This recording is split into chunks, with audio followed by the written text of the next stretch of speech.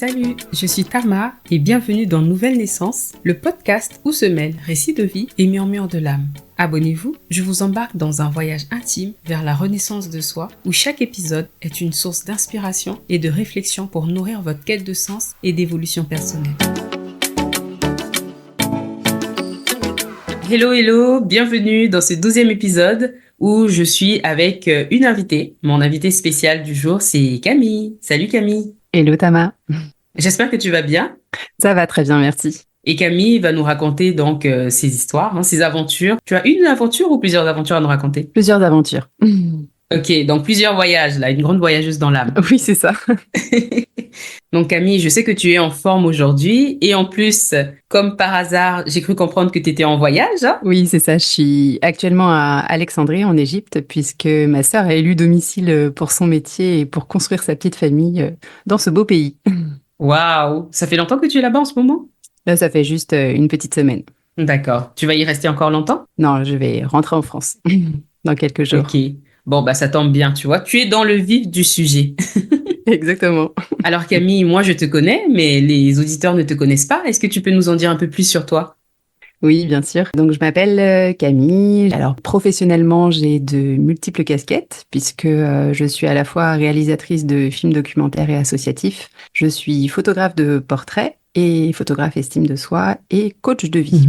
En photographie, je travaille surtout sur, sur des portraits d'entrepreneurs ou de particuliers. Et je propose aussi des shootings photos estime de soi pour retrouver confiance et estime de soi grâce à deux outils qui sont la photo et le coaching. D'accord. Après, je travaille comme vidéaste depuis 5 ans pour une association qui s'appelle l'Association Comme les Autres, une association que j'affectionne beaucoup, puisqu'elle a pour but d'accompagner des personnes en situation de handicap physique suite à un accident de la vie, à travers des séjours sportifs de sport extrême et séjours collectifs, puisqu'il inclut à la fois des personnes valides et invalides dans ces séjours. Voilà. Waouh. Et ça, ces jours-là, c'est juste en France ou c'est aussi à l'étranger? Alors, c'est en France pour le moment. Après, je ne sais pas si à terme, ils ont envie d'élargir à l'étranger, mais pourquoi pas. Ça peut être une bonne idée à donner. Surtout une bonne occasion pour voyager encore à nouveau. C'est ça. Super, merci pour cette petite présentation. Ça doit être bien stimulant aussi, j'imagine. Oui, très stimulant et très varié. C'est vrai que c'est des choses qui se répètent, mais il y a toujours en tout cas une variété de rencontres, d'activités. Je pense que c'est la rencontre qui fait vraiment le plus la variété de ce métier. Ben oui, tu dois rencontrer plusieurs personnes, en fait, différentes personnalités. C'est toujours un challenge aussi, j'imagine, à travers ton travail. Et des histoires de vie aussi par la même occasion qui est souvent touchante puisque ça parle beaucoup de résilience aussi. C'est comment on passe d'un état à l'autre et je pense que c'est aussi ça qui m'anime beaucoup. Ah oui. Ah, les photos que tu fais, c'est justement les personnes qui ont vécu les traumatismes, c'est ça? Non, pas forcément. Ça peut être une personne lambda qui simplement a une baisse d'estime de soi ou une baisse de confiance en soi à un moment de sa vie. Mais il y a toujours, je vois le pouvoir de la photo et le pouvoir du coaching aussi vers cette transformation en fait de soi. D'accord. Donc il y a toujours vraiment un état avant, après et c'est magique à observer et c'est nourrissant en tout cas de pouvoir y contribuer. Et oui, il y a beaucoup de choses qui peuvent transparaître à travers des images. Ouais, c'est vrai. Et justement, tu parlais de rencontres tantôt, et j'imagine que parmi tous tes voyages, en fait, ça doit être des éléments très importants qui doivent ressortir dans ce que tu vas nous dire. Est-ce que tu peux peut-être commencer à nous parler de ta perception un peu du voyage? Oui, bien sûr. J'ai eu la chance de voyager assez tôt avec mes parents. Donc, j'ai fait mon premier voyage aux États-Unis quand j'avais 6 ans. Et ce fut le premier d'une longue série, puisqu'on a eu vraiment cette chance de voyager déjà quasiment tous les 2 ans avec eux. Waouh! Et avec ma sœur, quand on a été en âge de voyager en solo, on a commencé à voyager toutes les deux. Donc, ça a commencé par l'Égypte. Ah bon? Oui, elle avait cette passion pour ce pays déjà il y a très longtemps. Et puis, on a continué avec une partie de l'Inde du Nord, puis l'Inde du Sud. D'accord. Voilà, on a commencé ces voyages toutes les deux. Et un jour, j'ai ressenti le besoin de faire un premier voyage en solo. Pour venir expérimenter ce que ça faisait aussi de voyager seule. Et ça, c'était quand? Alors, ce premier voyage en solo, c'était au début de ma vingtaine, donc c'était vers 22 ans. D'accord. Ouais. Du coup, un jour, vers la vingtaine, donc j'ai vraiment ressenti le besoin d'expérimenter le voyage en solo. Donc pour ce premier voyage, j'ai choisi le Cambodge comme destination.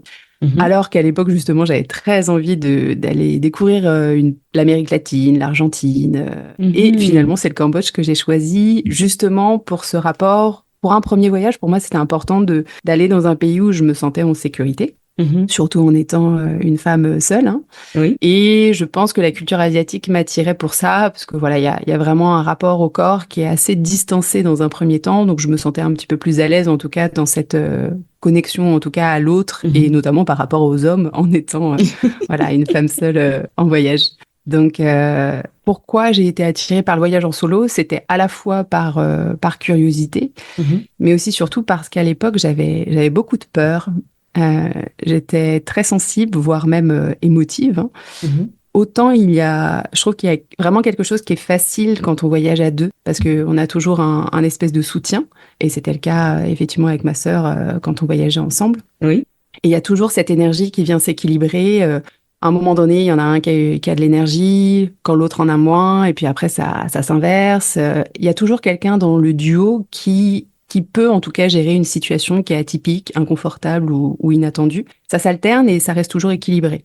Mhm. Ah oui, mais quand on part seul, comment ça se passe en fait? Quand on est seul avec soi, avec son énergie, à gérer les situations qui se présentent à nous, ben, comme dans la vie, hein, au fond, mais comment on gère ces surprises, les surprises qu'on rencontre? Mhm. Et donc, c'est ce besoin à la fois de me découvrir, de comprendre, de me challenger, de dépasser ses peurs, d'aller à la rencontre de moi aussi, qui a vraiment motivé ce premier voyage en solo. Et, D'accord. euh, et alors là, quel cadeau, quel cadeau. Le voyage en solo, ça a été vraiment, je pense, l'une des plus belles expériences de vie que j'ai faites. Et à la fois une grande fierté d'avoir pu voilà, se dépasser. Ben oui. C'est un booster de confiance en soi. Ça m'a littéralement fait disparaître ces peurs avec lesquelles j'étais partie. Mhm. Et c'est une connexion à soi qui est vraiment profonde. Oui. Et en plus de ça, je dirais que c'est un cadeau donc pour soi, mais c'est aussi un cadeau caché, puisque à la fois quand on est à l'écoute de soi et de ses ressentis, ça nous donne aussi le contact à l'autre, finalement. C'est Ben l'autre oui. qui nous permet d'accéder à ça.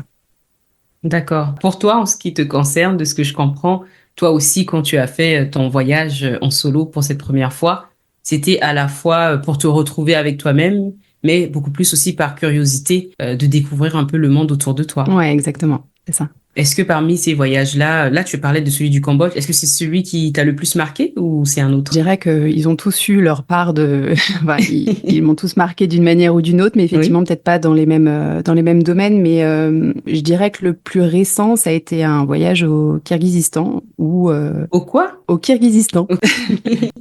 Au Kyrgyzstan aussi, on a les Ok. deux appellations. C'est un pays d'Asie centrale qui est logé entre le Kazakhstan, l'Ouzbékistan, la Chine au Mhm. sud, enfin voilà, et le Tadjikistan. Ok. En fait, à l'origine, j'avais envie de partir au Tadjikistan parce que j'ai vécu longtemps en Iran, donc je parlais le persan, Oui. et j'avais envie d'aller dans un pays d'Asie centrale qui a d'aussi belles montagnes qu'en Iran, mais d'aller voilà vers quelque chose un petit peu différent. Mhm. Et il se trouve qu'au Tadjikistan, ils parlent à la fois le russe. En fait, ils écrivent en alphabet cyrillique, mais ils parlent une forme de persan. En fait, c'est un persan, mais très légèrement différent. Donc, j'avais envie d'aller découvrir cette mixité à la fois linguistique et culturelle, du coup, par la même occasion. Oui. Et bon, j'ai décidé aussi de partir là-bas suite à une rupture amoureuse qui m'avait impactée. D'accord. Et voilà, donc j'avais vraiment ce besoin de reconnexion à moi, de me retrouver. Donc voilà, je décide de partir là-bas un mois. Mhm. Sauf que un mois avant, je tombe sur une fiction documentaire sur Arte de deux personnes en fait qui voyagent au Kirghizistan. Et là, je Mhm. tombe littéralement sous le charme des paysages en fait qui ressemblent énormément à la Mongolie parce qu'on a des steppes, on a des plaines, c'est d'une grande beauté, c'est très vert. Et Mhm. donc, je décide au dernier moment, en fait, de changer ma destination et donc de partir là-bas. Mhm. Ouais, moi, ça a été, je pense que ça a été un émerveillement constant, puisque bah, c'est à la fois les paysages et ce qui est assez drôle, c'est que j'étais vraiment partie là-bas me Oui. reconnecter complètement à moi, d'être vraiment presque seule en fait la plupart du temps. Et en Mhm. fait, je pense que c'est le voyage où j'ai rencontré le plus de personnes et avec Ah ouais? oui, et avec c'est le voyage où j'ai eu le plus de compagnons de route et c'est magnifique. C'est Mhm. magnifique. C'est drôle que tu dises ça parce que toi, tu partais dans l'idée, on va dire, d'être seule Exactement. parce que tu pensais peut-être que tu avais besoin d'être seule, mais au final, tu as eu l'inverse. Exactement. Peut-être qu'au fond, tu n'avais pas besoin d'être seule. En fait, peut-être que justement, tu avais besoin de l'autre, quoi. Finalement, tu avais Oui. peut-être besoin de compagnie. Mais je pense qu'effectivement, c'est le gros apport du voyage, c'est que on va à la rencontre de soi, mais c'est vraiment l'autre qui nous permet aussi cette rencontre-là. Oui, Que ce soit l'autre avec lequel on ne peut pas forcément communiquer dans la même langue, que ce oui, soit l'autre, quelqu'un qu'on n'aurait pas forcément rencontré dans son propre pays, mais qu'on rencontre là-bas par exactement. le hasard des routes et ça devient un ami à la vie, à la mort. Oui. Donc c'est ouais. Et comment ce voyage-là, justement, a influencé ta perception de toi-même, vu que de ce que je comprends, c'est celui qui t'a le plus marqué? Celui qui a le plus influencé la perception de moi-même, ça a probablement été le Cambodge, justement, Ah, d'accord, puisque ça a été, je pense, le premier qui a été le déclencheur de tous les autres voyages en solo qu'il y a eu par la suite. d'accord. Le voyage en solo, c'est un merveilleux cadeau qu'on peut s'offrir Oui. voilà, de se connecter à soi. Quand tu dis connecter à soi, qu'est-ce que tu veux dire par là? Bah, à la fois, je dirais, comme j'en parlais pour le Cambodge, c'est un temps où on vient forcément se confronter parfois à ses propres peurs, donc ça nous apprend aussi à les dépasser. Mhm. Mais je pense qu'en fait, le voyage, c'est un temps où on est complètement délesté des contraintes professionnelles ou parfois personnelles, ou en tout cas Mhm. des tourments qu'on peut avoir dans sa Oui. vie, des problématiques qu'on rencontre. Donc, je pense que c'est ce temps-là qu'on Mhm. s'offre qui permet en fait de se mettre vraiment dans une bulle, un Oui. endroit qui nous permet en fait de s'extraire en fait des problématiques qu'on rencontre dans la vie en général. Mhm. Ça nous permet d'avoir un regard neuf en fait sur les problématiques qu'on rencontre et d'avoir Mhm. plus de clarté, de pouvoir aussi d'une certaine manière peut-être les résoudre. Oui, je vois ce que tu veux dire. C'est comme être dans une bulle et sortir de cette bulle, en fait, et regarder, on va dire, la bulle de haut, Ouais, quoi. Tu vois les choses avec plus de recul. exactement. Moi, je dirais même que je l'ai compris récemment, mais je pense que pendant longtemps, les voyages étaient aussi le seul moment où je m'autorisais ce temps rien que pour moi et rien que pour mon évolution personnelle. Bien Mhm. sûr, aujourd'hui, j'ai appris à recréer en fait ces moments au quotidien et ce Oui, aussi grâce à un autre voyage. d'accord. Puisque à une période, j'ai vécu du coup en Iran pendant enfin une année entière et puis plusieurs mois d'affilée à nouveau. Et Mhm. on vit tellement en Iran toujours ensemble, constamment, vraiment non-stop, que j'ai dû apprendre à me trouver ces espaces de solitude, puisque Oui. finalement, je recréais un autre quotidien, mais ailleurs. Et Mhm. du coup, j'ai fini par trouver la solution qui était d'aller me poser dans des cafés, dans différents quartiers. Donc, ça me permettait d'habiter aussi la ville, d'explorer aussi la ville dans laquelle je vivais. Oui. Mais en plus de ça, c'était vraiment un temps pour moi, pour écrire, pour travailler sur mes créations. Mhm. Et grâce à ce temps-là, le fait d'avoir expérimenté ça en Iran, j'ai fini par du coup emmener ce rituel en fait quand je suis rentrée vivre en France Mhm. et du coup par faire la même chose dans des cafés parisiens et maintenant j'arrive à me l'appliquer pleinement et à me prendre vraiment ce temps-là pour moi. Mais je dirais que pour moi ça a été vraiment voilà le moyen Oui. de prendre du temps pour moi Mhm. pour voilà de m'autoriser en fait ce temps-là Oui. parce que j'arrivais pas à faire autrement en tout cas à l'époque. D'accord. Donc, si je comprends bien, finalement, tu viens de dire que le fait d'être parti en voyage en solo, ça t'a permis de prendre le temps pour toi parce que avant ça, en France, tu n'arrivais pas. C'est ça, tu n'arrivais pas à avoir ces moments-là Oui, avec toi-même, en je fait. pense que je me les autorisais pas, ouais, complètement. Et pourquoi? C'est une bonne question, mais peut-être que j'étais dans un rapport à l'autre qui était trop un besoin d'être toujours disponible, présente pour que ce soit mes proches, les amis.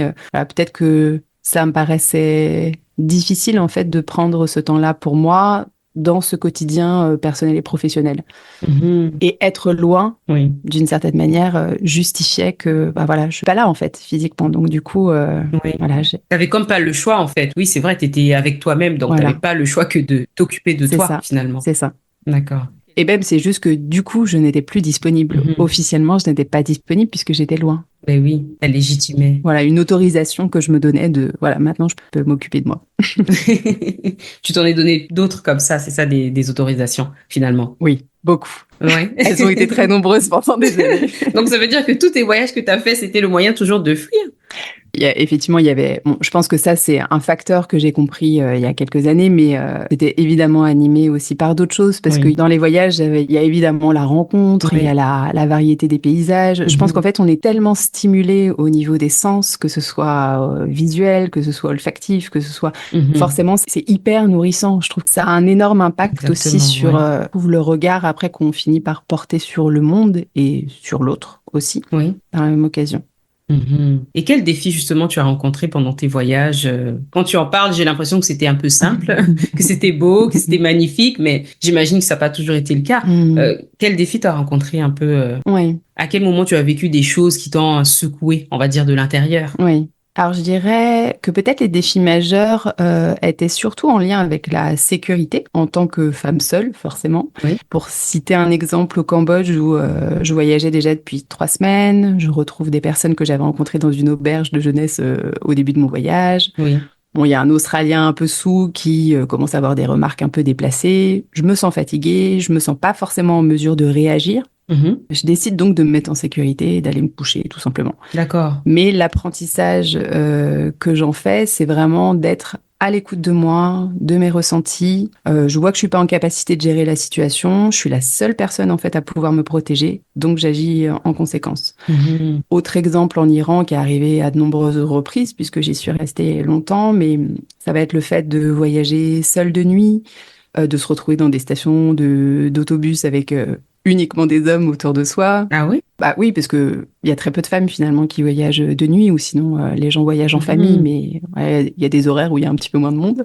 Ou sinon encore de loger dans un hôtel en plein milieu d'un désert où je suis la seule femme, donc je suis entourée d'hommes. Donc ça, par exemple, ça m'a appris déjà à me rassurer.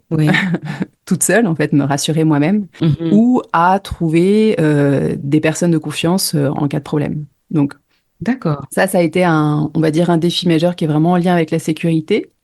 Et après, il y a un autre défi qui va être peut-être plus lié aux intempéries, donc aux éléments naturels, qui est donc un peu différent, mais où lors d'une randonnée en haute montagne, justement à Karakol, au Kirghizistan, on était 4 randonneurs absolument novices. On avait fait quelques randonnées dans notre vie, mais pas plus que ça. On est pris dans une tempête de neige à 4000 mètres d'altitude, avec aucune visibilité, on est complètement frigorifié, mais il faut avancer. Et je me souviens qu'on était vraiment obligés de passer le sommet pour pouvoir redescendre, ou en tout cas espérer redescendre vers un temps un petit peu plus clément, mais il fallait absolument qu'on passe ce pic. Et je me souviens vraiment de ce moment où on est arrivé au sommet, on a tous pleuré de joie en fait d'avoir réussi à dépasser le plus dur. Et c'était un très très beau moment collectif en fait, tous les 4. Même si après il nous restait bien sûr 6 heures de marche mais bon, le plus gros était passé. Donc voilà, ça a été à la fois un grand moment de dépassement de soi face aux éléments qui sont la montagne, ça reste la montagne, voilà, c'est rude en fait. Et tout ça grâce au collectif. Donc on a vraiment réussi à unir nos forces, se soutenir, s'encourager dans ce moment qui était un peu périlleux, quoi. D'accord. Donc voilà. Le bilan de ces défis, c'est vraiment, pour moi, c'est vraiment à la fois l'écoute de soi, ses ressentis, et aussi la puissance du collectif, donc de l'autre, en fait, qui fait ce voyage avec nous. Super intéressant. Les voyages que tu avais fait auparavant, c'était où? C'était en Europe? C'était dans quelle zone géographique à peu près? Parce que là, tu as parlé de l'Asie. Oui, je dirais que avant, lorsqu'on voyageait avec nos parents, c'était quand même plutôt Europe, Amérique. D'accord. Mais après, quand on a fait nos voyages avec ma sœur un petit peu plus tard, c'était plutôt l'Asie, l'Eurasie, ou voilà, c'est plus cette zone géographique. Il y a eu l'Afrique aussi, forcément avec l'Égypte et le Togo. Et comment justement la découverte de ces nouvelles cultures-là ont influencé déjà ton rapport avec les cultures des autres en fait? Parce que comme tu l'as dit, avec les parents c'était beaucoup plus, on va dire l'Europe. Puis après tu es parti vers l'Eurasie. C'est quand même différent. On sait que c'est pas les mêmes cultures. Fait que déjà, est-ce que quand vous avez fait ce changement, on va dire, de zone géographique, est-ce que tu as ressenti la différence? Et si tu ne l'as pas ressenti, comment, malgré tout, les autres cultures, en fait, ont influencé ton identité? Parce que toi, tu es une jeune femme, à ce moment-là, la vingtaine, tu es française. Comment tu as perçu le monde après ça? Je pense que j'ai eu encore plus le goût du voyage quand on a commencé à changer de destination et d'aller vers des destinations qui étaient, enfin en tout cas quand j'ai commencé à aller vers des destinations qui étaient un peu moins occidentales, donc où il y avait plus de variété et du coup de diversité culturelle. Mhm. Ce qui m'a toujours je dirais même passionné, c'est vraiment de découvrir d'autres modes de fonctionnement, d'autres modes de vie Oui. et vraiment d'être vraiment dans l'observation Mhm. d'observer les codes, de s'y adapter, que ce soit culturel, langagier ou religieux.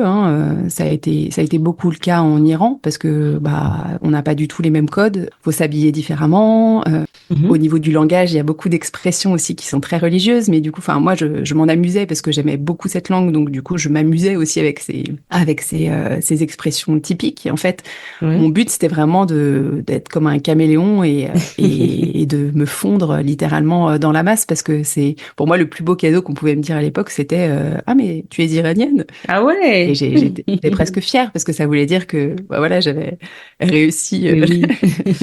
Mais au-delà de ça, c'est que d'observer, en fait, tous ces modes de fonctionnement, ces autres modes de vie, de se mêler, en fait, au code culturel, ça crée du lien. Oui. Ça crée du lien, ça crée des fous rires, ça crée une forme d'amour de l'autre aussi.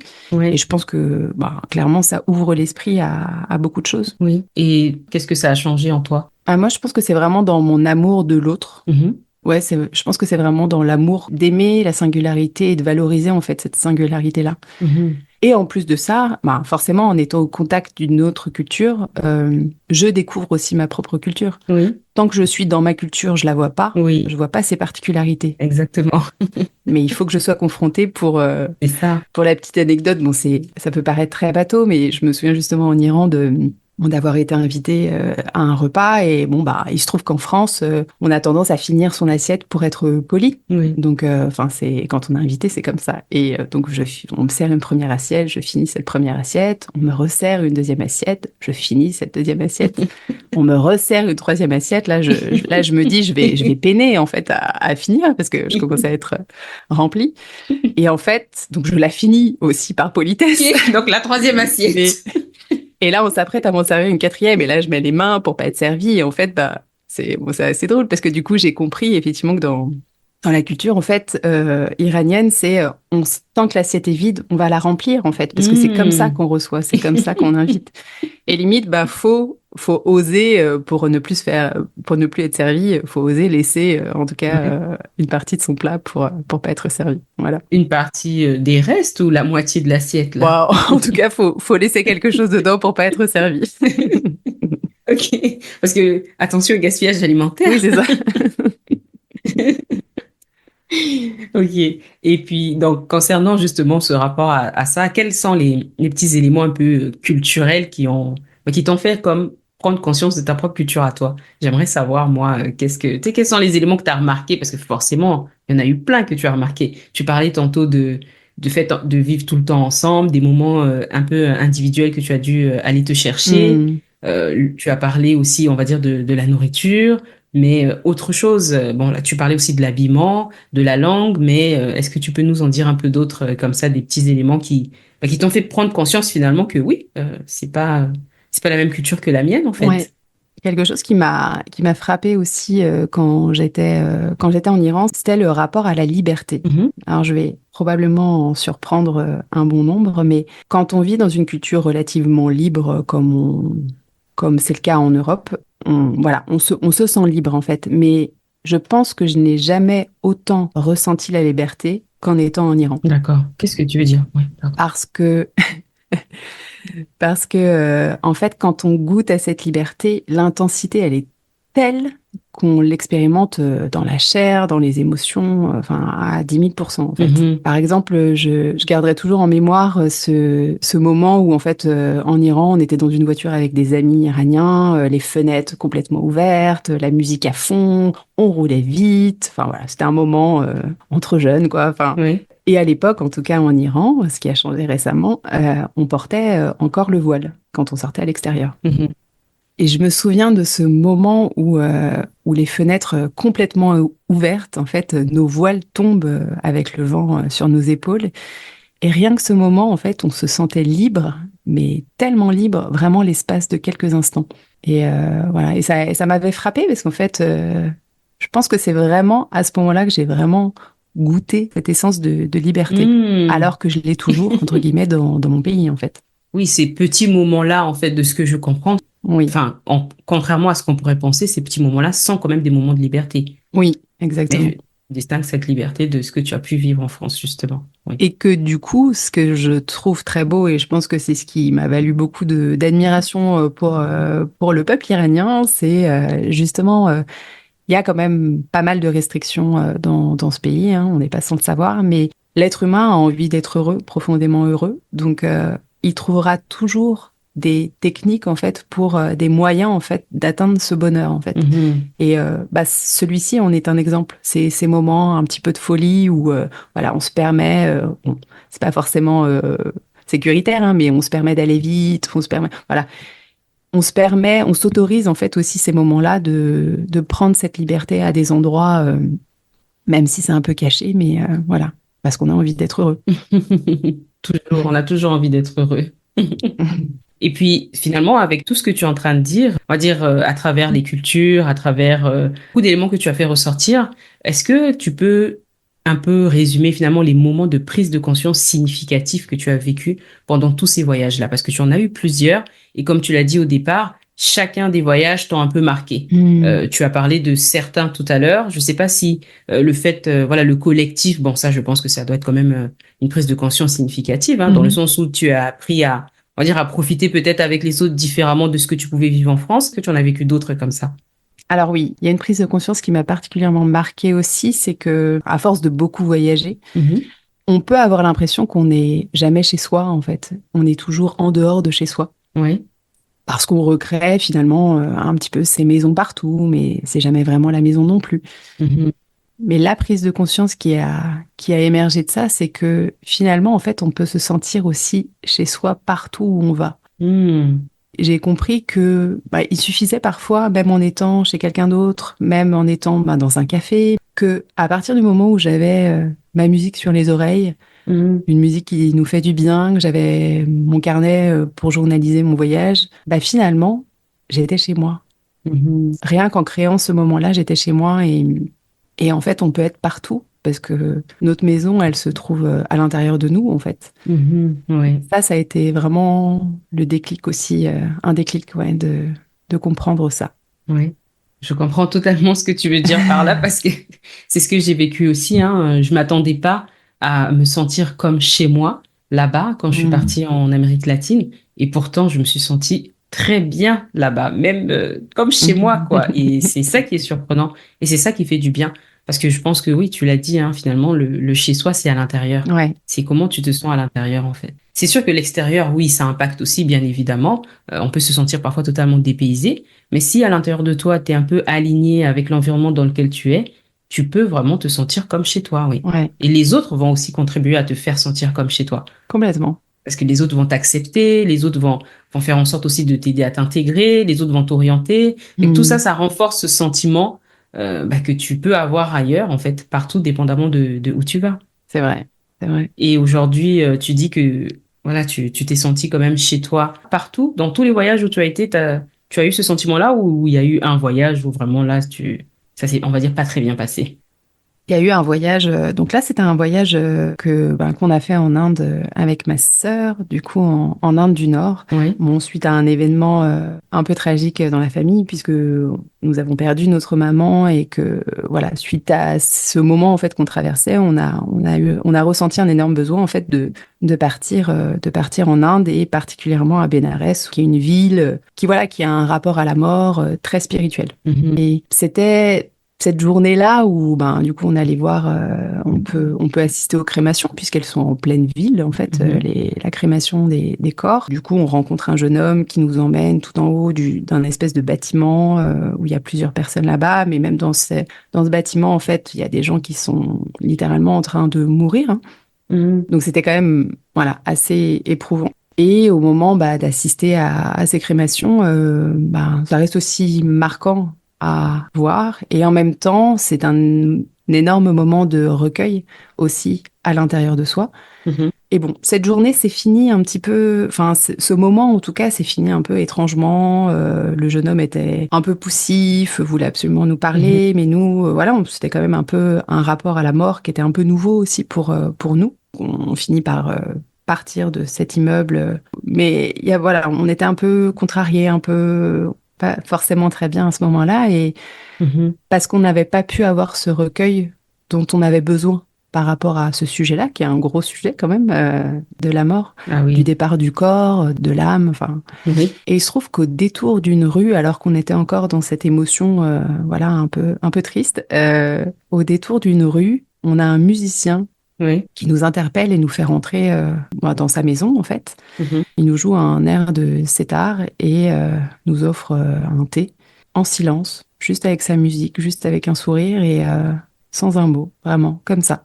Comme ça. Ouais. Quand il vous a interpellé, vous êtes parti sans problème. Je veux dire, c'était limpide. Oui, c'était vraiment une invitation. C'était quelque chose de très spontané et c'était, voilà, il nous a vraiment arrêtés dans la rue, venez. Enfin, il y avait quelque chose de très bienveillant et très accueillant de sa part. Mhm. Il nous a joué sa musique avec des sourires, beaucoup de paix. Et en fait, c'est le recueil dont on avait besoin à ce moment-là. Waouh. Du coup, ça a été hyper puissant parce que on sait aussi la réalité de l'Inde. Mhm. Voilà, on peut vivre cette dualité aussi d'émotions en quelques instants. Et pour moi, Oui. c'était une belle métaphore de la vie aussi, de dire, ouais, voilà, on traverse des orages et on traverse aussi, on peut traverser des moments de lumière quasiment aussitôt après, en fait. Ben oui, totalement.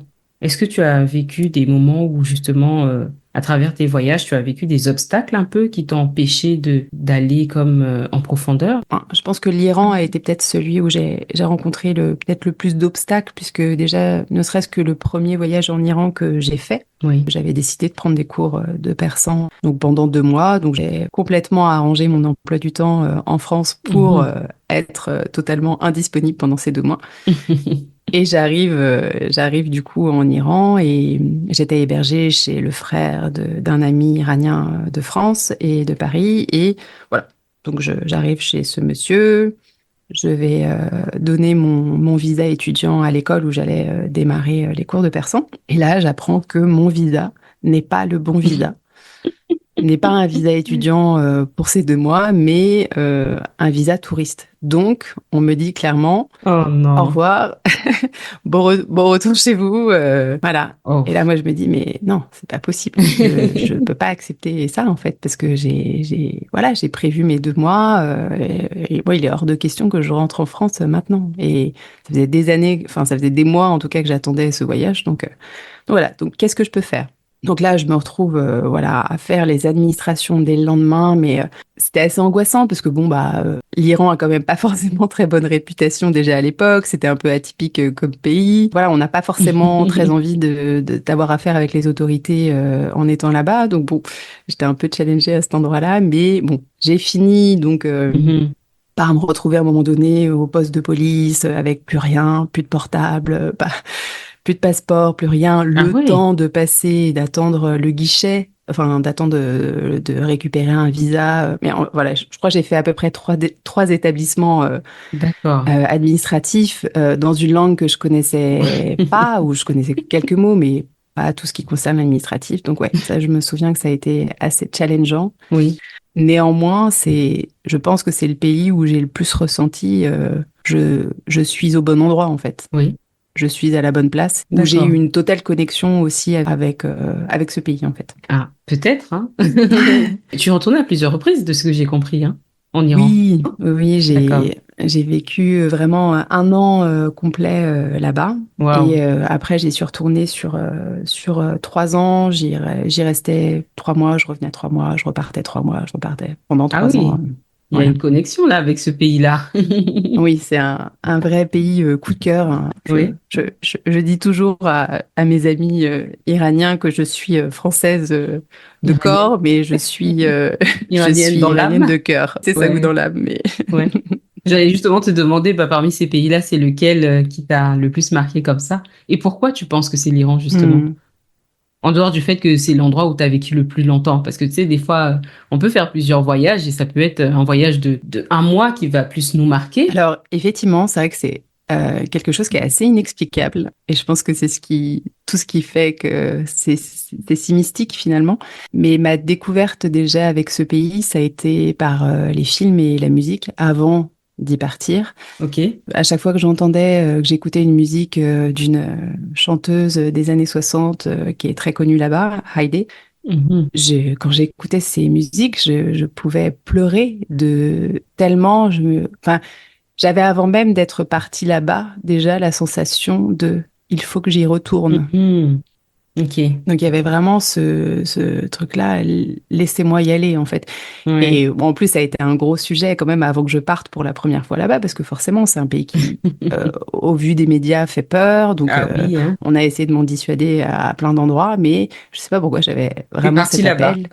Voilà, j'avais cet appel et la première émotion que j'ai eue, encore dans ce taxi qui m'a amené vers ce premier logement que j'ai eu chez le frère de cet ami, je me souviens de cette vue sur les montagnes un matin à 5 heures du matin et ce soleil qui se lève et de me dire, waouh, ok, Ouais. ça y est, c'est maintenant, enfin. Il y avait vraiment ce enfin.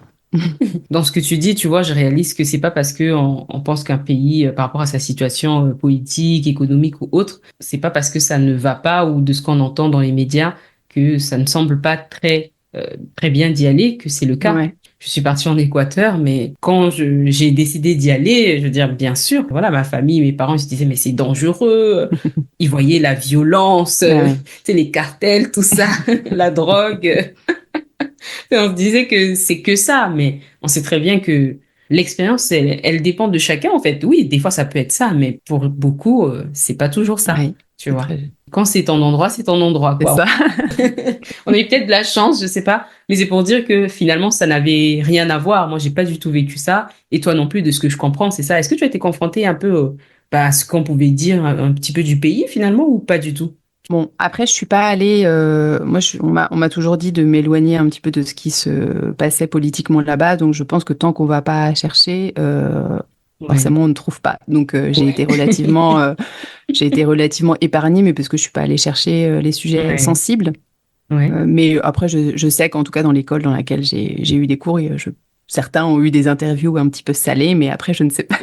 Voilà, il y a beaucoup de sujets autour de l'espionnage là-bas, donc bon, voilà, faut savoir se mettre aussi à distance, Ben oui, c'est je ça. pense. Oui. Faut y aller en mode découverte, mais pas trop non plus. C'est ça. Par contre, ce que tu disais, je trouve ça intéressant sur un peu, d'une certaine manière, de faire confiance aussi à sa bonne étoile. Mhm. Si on l'appelle comme ça, mais ça peut être aussi de faire confiance à ce qui nous guide aussi par ailleurs. Ben oui. Parce que je pense que ça nous protège. Enfin, en tout cas, moi, j'ai cette croyance, hein, qu'elle soit réelle ou non, mais qui m'aide beaucoup. Et je pense que je me suis toujours sentie très protégée, en tout cas dans les voyages, Mhm.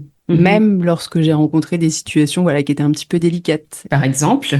Et c'était du coup dans la ville de Yazd aussi en Iran où voilà, donc j'étais toute seule à ce moment-là et je décide donc je venais de m'installer dans une auberge de jeunesse pour quelques jours et je décide d'aller voir ce qu'on appelle les zulkhaneh, qui sont les maisons du sport, qui sont des sports traditionnels iraniens. Donc il y a que des hommes là-bas, mais c'est ouvert au public. Donc Ok. je décide d'y aller. Il se trouve que sur le chemin, je rencontre un guide iranien qui parlait français et qui était ravi de parler français avec moi. Donc bon, voilà, on Ok. sympathise, mais voilà. Donc il me propose en plus très gentiment, voilà, est-ce que ça te dérange si je t'accompagne? Enfin, il met vraiment beaucoup de forme et tout. Et bon, il m'était sympathique, donc moi j'avais aucun problème. Puis de là, on a fini par aller. Il m'a à nouveau avec beaucoup de forme proposé de manger ensemble, etc. Et en fait, pour finalement à la fin, je sens qu'il y a quelque chose qui est un petit peu bizarre. Je me sens pas complètement rassurée et en même temps, je me sens aussi suffisamment alerte pour voilà pour réagir en cas de problème. Mais voilà. Il y avait juste un inconfort, il voulait simplement savoir si j'avais pas des amis qui seraient intéressés pour se marier avec lui, mais voilà, ça a généré en tout cas juste une zone de, voilà, un peu délicate pendant tout le repas où c'était pas confortable du tout. Et donc voilà, pour aboutir à ça, et une fois que je lui ai dit, bon écoute, je demanderai, mais j'avais même pas envie de rentrer dans le détail, de toute façon ça se passe pas comme ça par chez nous, mais bon, j'ai juste envie de rentrer à l'auberge et c'est tout. Donc je rentre à l'auberge. Et il se trouve que j'aurais pu m'arrêter à cette à cette situation qui était inconfortable pour moi à ce moment-là. Oui. Et il se trouve que le lendemain, à la table du petit déjeuner, je vois un autre guide qui s'arrête, commence à discuter avec moi. Il parle aussi un peu français, donc il est très content de pratiquer. Je me dis, oh là là, il y a comme un goût de déjà vu. Mais voilà, à ce moment-là, il me propose, écoute, moi j'organise des tours dans le désert, est-ce que ça te dit d'y aller? Et là, je lui dis, bah écoute, je pars ce soir, je prends un train de nuit pour Téhéran à 21h, donc je pense que ça va être trop juste. Mais en tout cas, merci pour la proposition. Et là, il me dit, mais écoute, si tu veux, tu me payes juste l'essence et je te fais le tour que j'organise à mes touristes habituellement.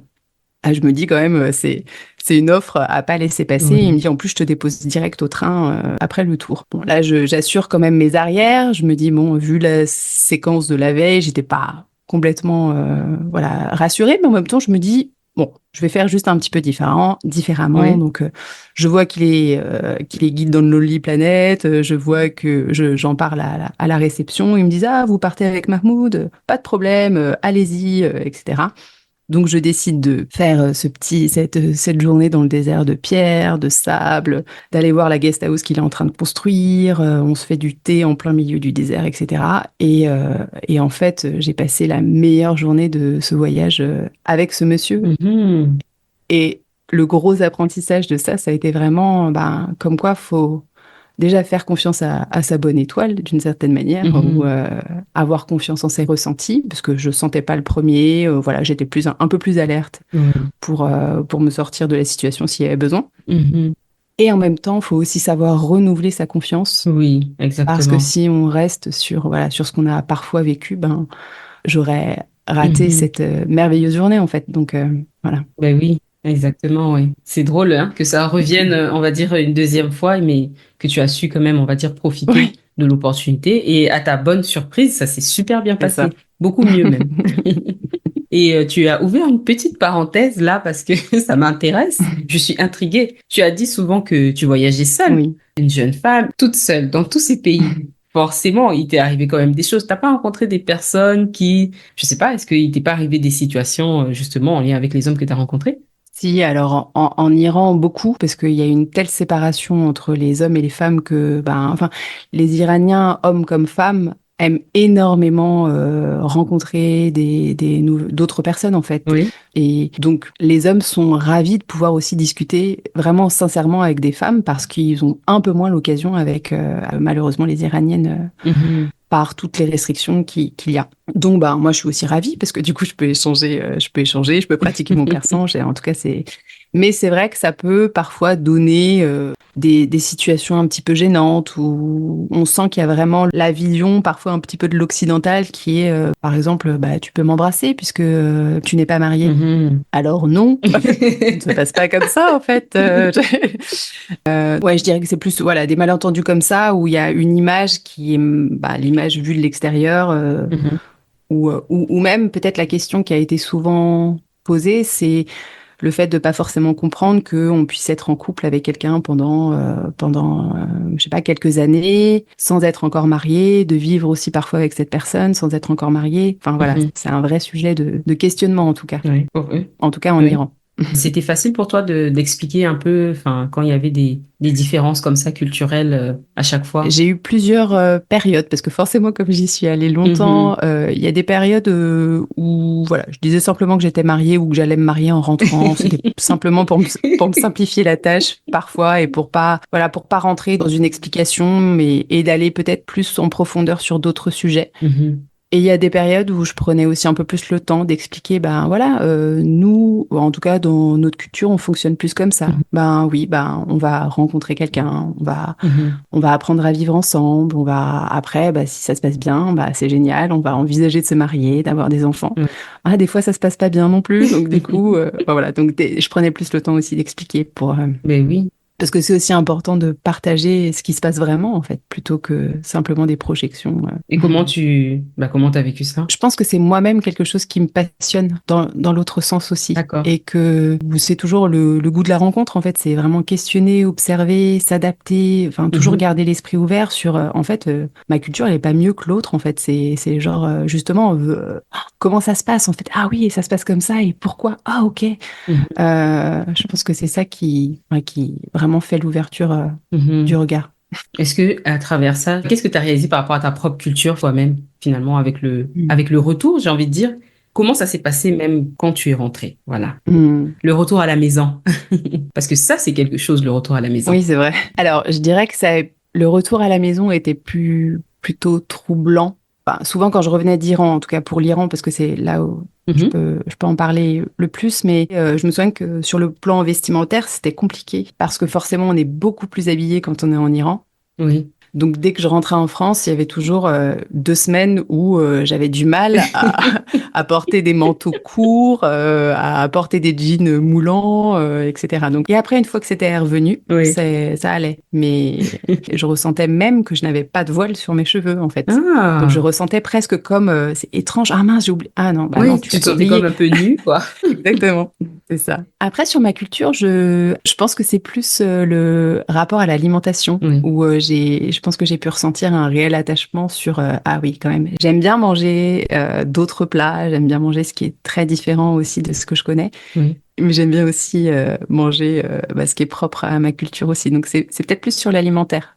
Ouais, pas tellement sur la dimension culturelle. D'accord. Par contre, je trouve que c'est intéressant et ça me l'a beaucoup fait pour l'Iran parce que l'Iran, je pense que j'ai eu une énorme admiration, une fascination pour ce pays et j'ai appris à aussi mettre plus de mesures sur, OK, en fait, c'est tellement diabolisé à l'extérieur que moi, j'étais dans totalement l'opposé et j'ai presque une hyper fascination de la culture du pays, de la langue, voilà.